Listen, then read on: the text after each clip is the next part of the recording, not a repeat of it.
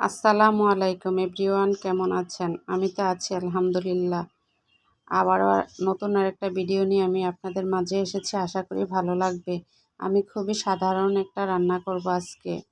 চারমিশালি সবজি, সাথে কিছু ডালও দিব।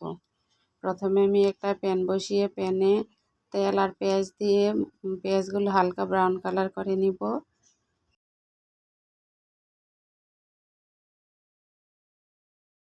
পরিমাণ মতো সব মশলা দিয়ে দিব, যেহেতু সবজি মশলা কমই দিব।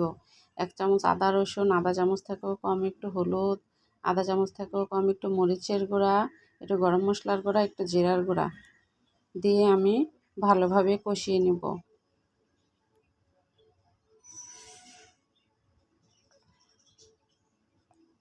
তো আমি ভালোভাবে নেড়েচেড়ে মিশিয়ে দিচ্ছি। এখানে আমি কিছু কাঁচামরিচও দিয়ে দিব।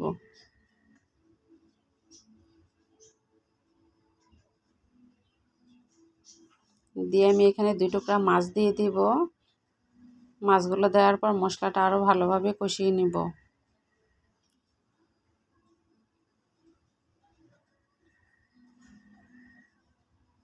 তো মাছগুলো কষানো হয়ে গেলে আমি এখন মাছগুলো উঠিয়ে রেখে দেব।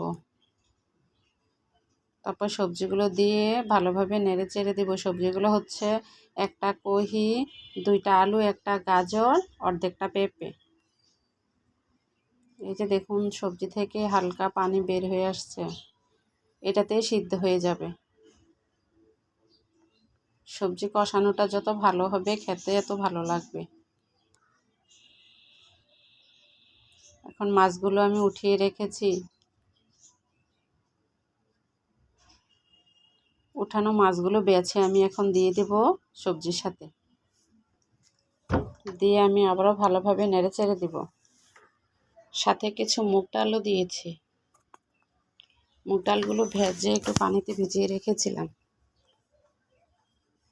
তারপর আমি পরিমাণ মতো ঝোল দিয়ে দেব। ঝোল দিয়ে আবারও নেড়ে চেড়ে আমি মিশিয়ে নিব। কষানোর মধ্যে আমি 80% সিদ্ধ করে ফেলেছি।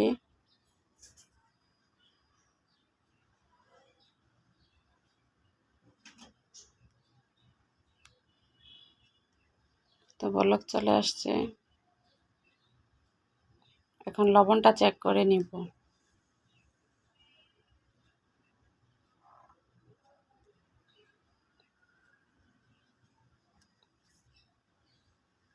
এই সবজিটা খেতে খুবই টেস্ট। আপনারাও বাসায় ট্রাই করে দেখবেন। সাথে একটা ম্যাগি মশলা দিয়ে দিব। ম্যাগি মশলাটা দিলে সবজির স্বাদটা আরও বেড়ে যাবে। মশলাটা দেওয়ার পর আবারও ভালোভাবে নেড়ে ছেড়ে দিব।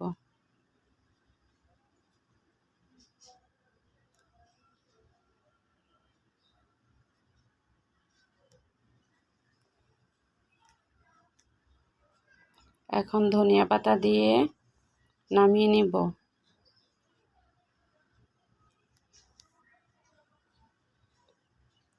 এই সবজিটা ভাত, রুটি, খালিও খাওয়া যায়। এখন পরিবেশনের পালা।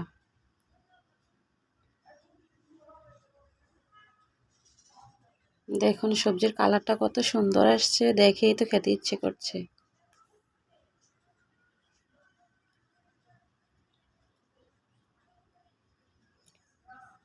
আমার ভিডিও যদি আপনাদের কাছে ভালো লেগে থাকে তাহলে অবশ্যই আমার চ্যানেলটা সাবস্ক্রাইব করে দিবেন। পাশে থাকা বেল আইকনটি ক্লিক করে দিবেন। আসসালামু আলাইকুম।